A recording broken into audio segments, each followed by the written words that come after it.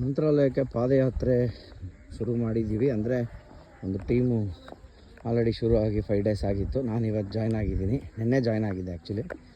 ನಿನ್ನೆ ಒಂದು 15 ಕಿಲೋಮೀಟ್ರು, ಇವತ್ತೊಂದು 35 ಕಿಲೋಮೀಟ್ರ್ ಇವತ್ತಿದೆ.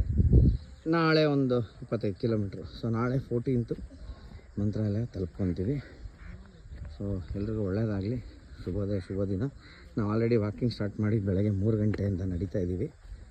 ಈಗ ಒಂದು ಕಡೆ 10 ಗಂಟೆಗೆ ಹೋಗಿ ಒಂದು ಕಡೆ ರೀಚ್ ಆಗ್ತೀವಿ. ಅಲ್ಲಿ ರೆಸ್ಟ್. ಅಲ್ಲಿಂದ ಸಾಯಂಕಾಲ ಮತ್ತು ಬಿಸಿಲು ಕಮ್ಮಿ ಆಗುವವರೆಗೂ ಅಲ್ಲೇ. So this is the place.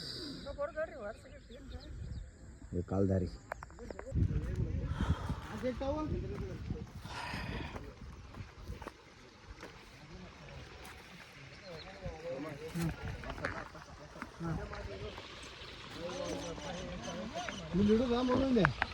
ಇಲ್ಲಿ ಹೆಂಗೆ ಕಾಲಿಡೋದು? ಓಹೋ ಜಂಪಾ ಸ್ಕೆಪ್. Nice feeling.